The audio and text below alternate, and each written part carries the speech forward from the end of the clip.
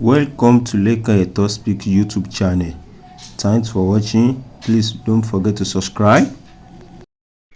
Lovers all over the world, welcome to our YouTube channel. Gẹ́gẹ́ bí ẹ ti mọ̀ pé update lọ́lọ́kan náà ni a máa ń fún yín. Update eléyìí tí a tún mú wá nípa marriage. Òun ni kí ló lè fà á tí ọkọ ìyàwó tí wọ́n ti dájọ́ wedding sọ́nà tí akàndínlẹ̀ wá sọ wípé òun ò ṣe wedding mọ́. Kí ló lè fà á tí ìyàwó tí wọ́n ti dájọ́ wedding sọ́nà tí wọ́n akàndínlẹ̀ kọ̀ lọ fún wedding tí wọ́n láwọn ò ṣe mọ́. So èyí ni a tún mú wá fún ẹ̀yin fi wá sí wa ká tún fi ọ̀rọ̀ jomi toro ọ̀rọ̀ ká tún fi kọ́gbọ́n láàrin ara wa. So àwọn èèyàn wọ́n discuss nípa ẹ̀, wọ́n tú àṣírí ọ̀rọ̀, olúkálùkù fi experience tó ti ní olúkálùkù sọ nínú fídíò yìí. So ẹ jẹ́ ká gbọ́ bí àwọn èèyàn ṣe dá sí lọ́tùn lósì lẹ́kùnrẹ́rẹ́ pẹ̀lú evidence ni àwọn èèyàn ni wọ́n mú wá nígbà tí wọ́n contribute sí ọ̀rọ̀ yìí. So ẹ̀yin tẹ́ bá jẹ́ ọ̀jọ̀gbọ́n, ẹ jẹ́ ká tún mọ opinion tẹ̀yin náà ní under comment section. Ìwòye ti yín, kí ni ẹ̀yin náà rí sí, experience wo lẹ́yìn náà ti ní rí nípa wípé kí ọkọ àti ìyàwó kí wọ́n jọ wà kó má ti pé oṣù kan, kó má ti pé oṣù méjì kí wọ́n ti túká. Ṣé kò sí ìfẹ́ mọ́ ni àbí kò sí òdodo? So gbogbo ẹ̀ náà ni a máa ń mú wá sórí ìkànnì wa láti wá kọ́ra wa lẹ́kọ̀ọ́. Ọlé àbí kò gba ẹ̀kọ́ lé.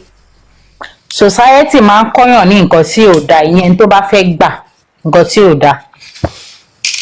Now, àwọn ọmọ tí ó wà ní Nàìjíríà a lè fi wọ́n wé àwọn ọmọ tó wà nílùú òyìnbó. A lè fi wọ́n wéra wọn rárá because ṣé ẹni tán bá tiẹ̀ ti dàgbà sí Nàìjíríà gan kan tó lọ ìlú òyìnbó láwọn kankan tẹ́ kó máa change nínú wọn, ó máa change lára wọn, tí society máa change ní ara wọn. Bọ́jú gbogbo ẹ̀ lọ ṣe rí àwọn òbí ló níṣẹ́ púpọ̀ láti ṣe lórí ọmọ wọn ọkùnrin àti lórí ọmọ obìnrin.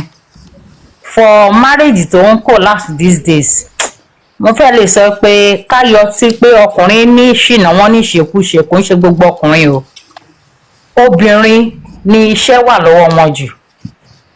Because inú Bible gan sọ pé ọlọ́gbọ́n obìnrin ló ń fi ọgbọ́n torí àbáwọn ṣe sọ.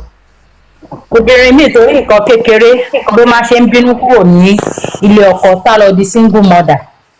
Yàrá sígbà kan bá máa láǹdì síbò ilé ẹni tó ti níyàwó náà máa padà láǹdì sí àbí kán wá dúró sí ilé ìyá wọn àbí kán máa dágbé kó wá di pé oríṣiríṣi ọkùnrin ló ń padà ń bàdé wọn.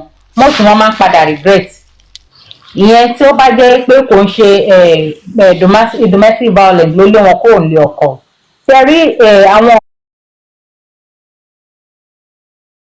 ọkọ míì tó yẹ pé yẹn dé àárín ara wọn oríṣiríṣi advice ni wọ́n máa ń fúnra wọn pé ìwọ má gbà o, kí ni ọkọ ṣe kíní kan fún ẹ má gbà. Irọ́ ni ọ̀tọ̀ ni nǹkan tó ń gbà lọ́wọ́ ọkọ ẹ̀ ó wọ̀ so wọ́n fi máa ń ti ẹlòmíì jáde kúrò nílé.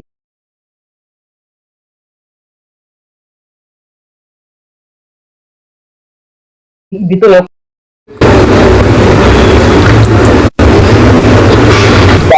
àmúmọ́ra ṣe kókó, kéèyàn máa lámúmọ́ra nílé ọkọ ó ṣe kókó gan-an because téèyàn bá ní kéèyàn wo ìwà àwọn ọkùnrin èèyàn á sọ pé kí ayé parẹ́ lójijì. Irú ń sìn ké ẹni tí wọ́n bá ọkọ ẹ̀ tí ó rí pé ọkọ ń lọ báyàn kan sùn kó wá ti torí pé ọkọ ń lálẹ́ àbí ìgbẹ́ wà kó bínú kó jáde. Ó kàn wó sí táìmù ara ẹ̀ ni because tó o bá bínú kó jáde ìyẹn ò sí nǹkan kan lára ọkùnrin. Mo lè sọ ọkùnrin ò kì í ní second thought. I'm sorry to say. And lóòótọ́ àwọn ọkùnrin táwọn yìí wọ́n ṣe pé bóyá torí ìfẹ́ obìnrin tó ní náà ṣe ń bá wọn sùn wọ́n kàn máa ń bá wọn sùn. Èmi máa ń fi pé tọkọ ń bá lọ báyọ̀ sùn ẹni ẹ ṣe sọfẹ́nà ọ̀fẹ́ ni ẹni ẹ ṣe. Tí ò bá ti sí nínú ọ̀rọ̀ èmi àti ọkọ mi èlò títorí obìnrin kan kó ìlú ọkọ mi láyé ó wá pín nǹkan tó fẹ́ pín ní á dẹ̀ máa lọ. Àwọn bàbá wa náà láyé àtijọ́ náà wàá ṣàwọn onídìrí nìkan ṣe irú mọ́tò wọn fi àwọn obìnrin tó sọ pé ọmọ olè gbà kí ọkọ ń fẹ́ yàwó méjì. Second wife ni yẹ́ ẹ̀ nílé bàbá ẹ̀ o àbí third wife gan. Wọ́n á dẹ̀ máa sọ pé àwọn olè gbà wọn gbà. Bẹ́ẹ̀ respect táwọn obìnrin òfin fún ọkùnrin láyé ìsìn ó pẹ̀lú nǹkan tó ń tì wọ́n jáde. Ibòmí inú pàtàkì náà jẹ́ bá sọ́kò mi pé yẹ kóbìnrin wà submissive. Wọ́n á máa bínú àwọn obìnrin máa takò bí nípa láéláé submissive ogun nìkan. Kò dìgbà téèyàn bá ń kúnlẹ̀ ó tó wà submissive. ìgbà tó information mi pé o ti di ẹrú ọkùnrin deserve respect kẹrí equal rights ó máa ń kóyàjọ obìnrin because sílé bá dàrú ó máa ń affect obìnrin gan ju ọkùnrin lọ ó dẹ̀ máa affect àwọn ọmọ tó bí ìyá máa ń jẹ obìnrin gan kó tó bí tó bá padà máa gbé stand ẹ̀ ó máa ń pẹ́ bóyá nǹkan tó yẹ kó ṣe lọ́dún mẹ́wàá because ọdún méjì ni agbẹ̀sẹ̀ wá máa ṣe ìyá máa jẹ àwọn ọmọ gan so gbogbo nǹkan láyè kí ẹ̀ṣẹ̀ máa ní sókè máa fi orí tì í tí ò bá ti yọ tíní náà ò bá ti sín bẹ́ẹ̀ o èmi ò rí nǹkan tó máa ní kóbìnrin kó jáde bóyá kò fún yàn lówó ni àbí nǹkan tẹ̀ máa advice obìnrin tí ò bá fẹ́ kó wàhálà wà ní àárín wọn àtọkọ ẹ̀ ṣiṣẹ́ obìnrin ṣiṣẹ́ tí wọn náà lówó tọkùnrin bá fi 70 lẹ̀ ìwọ náà máa fi 30 sílẹ̀ má jẹ́ kó wọ ọkùnrin lọ́rùn ọkùnrin máa ń sánlé torí bùkátà láyé sí àwọn ọkùnrin tó wà láyé bùkátà máa ń lé wọn sá bẹ́ẹ̀ kóbìnrin bí ọmọ tó bá lè tọ́ torí èyí la rí àárí ọ̀la tọkùnrin bá ń gbé nílé ọkùnrin lẹ́yìn tọkùnrin yẹn tọ́lọ́n bá lu ní pé kò ní síbẹ̀ lọ́la ìyá máa jẹyàn tí yóò bá ní nǹkan tó ń ṣe kí ọkùnrin máa gbé bùkátà sanwó ilé sanwó náà sanwó ju gbogbo ẹ̀ kò sí ara máa kán débi pé a máa fi para mọ́bìnrin tó wà nílé ìjà dẹ̀ máa ṣẹlẹ̀ ìwọ ìyàwó wa máa sọ pé kí ló wá ṣe òmò nǹkan tó ṣe ó kàn ṣàdédé ń bínú sẹ́nu tó bá rí obìnrin kan tàpẹ́ pólì yẹn lè máa fún lówó ọkùnrin yóò sá lọ bá obìnrin yẹn ní wọn ní àkórí tó bẹ̀ yẹn o àwọn obìnrin la máa ní sí ìdájọ́ pàmpà ọkọ téèyàn bá kúnlẹ̀ fọkọ ẹ̀ kò ṣe nǹkan kan ó dìpẹ́ǹ lórí èèyàn tó bá fi ipò lè kúnlẹ̀ fún fine tó o bá dẹ̀ lè kúnlẹ̀ fún ní omi ìpè bóyá o ti sọ respect mi tí n bá kúnlẹ̀ fọkọ mi nínú yàrá tí n bá dé ta tí n bá ní mi ò kúnlẹ̀ fún ṣèbé mi ni mo mọ̀ àbí so kò sí nǹkan tó wà ní gbogbo èèyàn kúnlẹ̀ fọkọ àbí òkúnlẹ̀ fọkọ mi ò rẹ́ ní tì ń bẹ̀ respect ọ̀rọ̀ ẹni béèyàn ṣe ń bá ọkùnrin sọ̀rọ̀ ló máa ń fa wọ́n ní ọ̀rọ̀ fún àpò lápò àbá ọ̀rọ̀ rẹ ló máa yọ obìnrin lápò tí wọ́n bá pọ́kọ ẹ̀ lé ẹjọ́ kò sí nǹkan tó kí orí ọkùnrin máa ń wú jù bẹ́ẹ̀ tó bá fún ọ̀nà àlọ́lọ́kùn yẹn á fún yàn tẹ̀ náírà ìyẹn tó bá jọ́pọ̀ èèyàn tó ọmọ gbogbo nǹkan tá à ń sọ ẹ̀ náà ní ayé tàwáyé mo lè sọ pé 50-70% ni ó jẹ́ pé kò ń ṣe ọkọ wa la fẹ́ àbí ìyàwó wa la fẹ́ gbogbo náà máa ẹ̀yin obìnrin lè fẹ́ ẹni tí èso kọ yín o ẹ̀ ń fẹ́ alternative ẹ̀ tí ó mọ̀ tọ́jú ilẹ̀ fẹ́ tẹ́ love. no mi ẹ máa gbọ́ mo sọ pé 76% sẹ́rí láyè tí benefit ni most people ń wá even ọkùnrin gan sì ti ń wá obìnrin tó ní owó lọ́wọ́. àwọn tó ń ṣe second wife yẹn ẹni pé ó máa ń lówó lọ́wọ́ ju àwọn ìyàwó ilé gangan lọ ó máa fi ń tọ́jú ọkọ.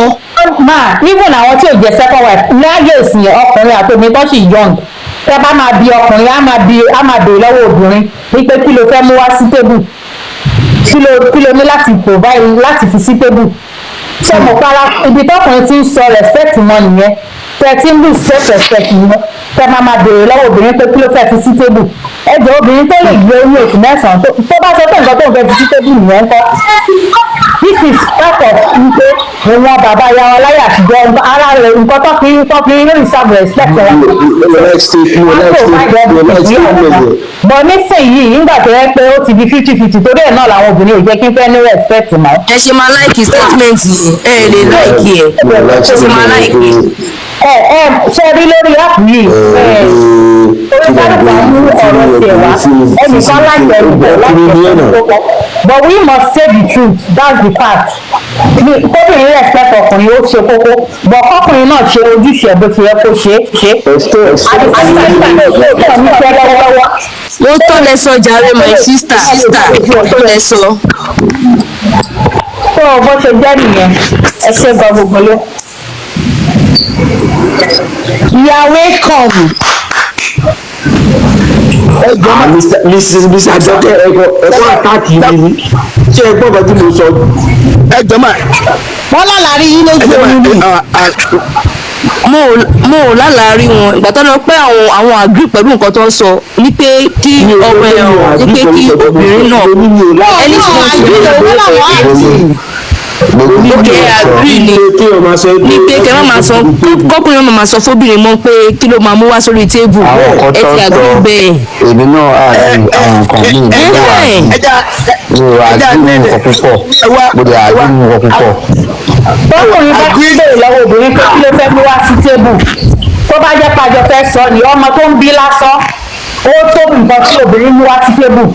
Ọlọ́run ó tó ẹ̀mí sọ̀rọ̀ nípa ẹ̀ náà ẹ̀mí sọ̀rọ̀ nípa téèyàn ń gbóyún èèyàn bímọ ẹ̀ náà ẹ má máa bèèrè lọ́wọ́ kí ló fẹ́ mú wá sí tébù. mi ò àgbì lórí yẹn. mi àgbì níbo yẹn. ọmọ bíbí nìkan qualify láti dáhùn. That's a many. Ẹ sọ fún yín ẹ máa gbọ́ mi ì sọ pé ọmọ bíbí nìkan ni ó máa ń kọ ẹ̀kọ́ ẹ̀yà àti ìyàwó mo ti sọ ṣáájú pé ó yẹ kóbìnrin náà níṣẹ́ lọ́wọ́ tọkùnrin bá ṣe fún un. wọ́n ti abẹ́rẹ́ tó lè tó ọmọ bíbí nìkan ni ó dẹ̀ tó owó lọ. kóbìnrin náà ṣe tó. má béèrè pósítà ẹ̀rọ obìnrin ọkọ máa béèrè lọ́wọ́ obìnrin tó ní àròjinlẹ̀. olùgbà tẹ bá béèrè lọ́wọ́ obìnrin tó fi máa mú wá sí tébù ó yẹ yín. ẹ jọba tẹ bá ń sọ yẹn. respect nìyẹn. tẹ bá ń sọ yẹn kò sóògùn kan gba gbé lọkọ. ẹ wá yẹ àwọn bàbá wa. sọmọ tó mo ti sọ sáńtà. ẹ jọba tẹ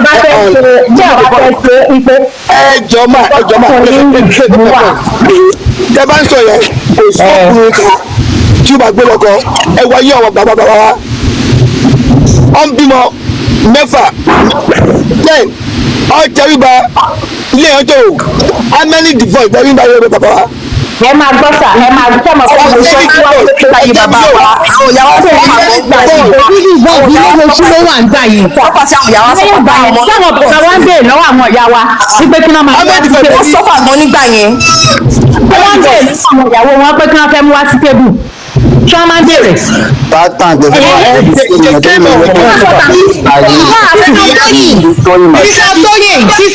sísá tóyìn lórí ọ̀rọ̀ yẹn pé àwọn bàbá wa ṣé wọ́n máa ń béèrè let me say one thing about that o kí n clear nǹkan fún yín ṣé ní ìgbà yìí àwọn ọjà wa máa ń ṣiṣẹ́ even some of them wọ́n máa ti put oúnjẹ wọ́n máa ti dáná oúnjẹ sórí tébù fún àwọn ọkọ wọn àwọn míì tó bá mú aṣọ wọ́n máa ra aṣọ fún àwọn bàbá wa kò sí yẹn yín anybody even nígbà tí àwọn ìjà máa wí wọ́n fẹ́ ìyàwó fún àwọn ọkọ wọn pé mo fẹ́ kẹ́ máa fi eléyìí kẹ́ máa fi ṣe ẹ̀kẹ́yìn igi kíní kan ọkọ bẹ́ẹ̀ ṣé nígbà tó bá sọ̀rọ̀ nípa olden days yẹn má jẹ́ ká fi judge nowadays o because that's olden days yẹn nǹkan mọ̀ pé láyé ìgbà yẹn wọ́n ti máa wọlé wọ́n á fẹ́ wọn máa gbọ́ mọ́ mi. wọ́n máa fẹ́ wọn obìnrin tẹ̀lé wò. àwọn bàbá yìí ò ń bèèrè lọ́wọ́ ọkọ tó fẹ́ wọn pé kí ló fẹ́ ní sùúrù mà sísá tóyìn ní sùúrù ṣé ẹni nígbà ayé ìgbà yẹn fúnmálẹ̀sì pọ̀ nígbà ayé àwọn bàbá wa tẹ̀yìn sọ yẹn àwọn ọ̀já wa míì máa lọ sí oko obì wọ́n máa tajà tán wọ́n máa ra nǹkan tó máa ṣèwà fáwọn bàbá wa ní ilé ṣé ń gbọ́rọ̀ mi wọ́n máa dáná tán pẹ̀lú respect nígbà yẹn according to nǹkan tẹ̀mí mọ̀ ọ́ tí mo witness tó bá dáná oúnjẹ yẹn tán. wọ́n máa lé àwọn ìyàwó wọn bọ́sítà àdé máa wọnú ilé. ìyẹn tiẹ̀ ti kọ́ wọ́n bá rí ilé ìwé àwọn sáárà